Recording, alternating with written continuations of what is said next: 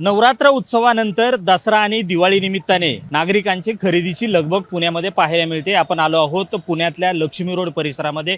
संपूर्ण लक्ष्मी रोड हा दसरा दिवाळीसाठी सज्ज झालेला आहे। या निमित्ताने नागरिक हे सोनं खरेदी असेल, कपडे असतील, दिवाळीतली साहित्य खरेदी असेल यासाठी बाहेर पडलेले आहेत आणि लक्ष्मी रोड दोन्ही बाजूने अगदी तुडुंब भरला आहे।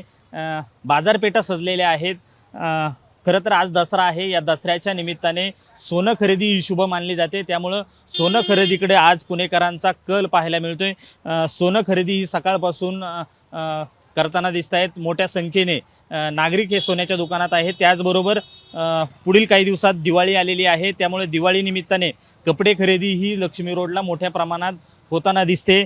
संपूर्ण लक्ष्मी रोड विविध वस्तूंनी अगदी सजलेला पाहायला मिळतोय।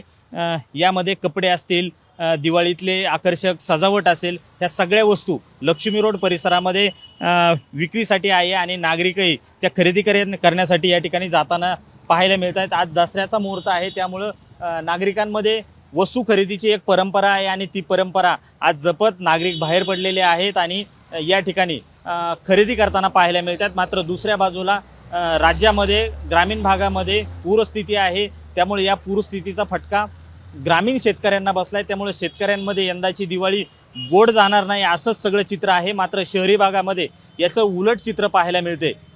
व्हिडिओ जर्नलिस्ट किरण काजळे, समीर रोहिदास गाडगे, साम टीव्ही न्यूज, पुणे।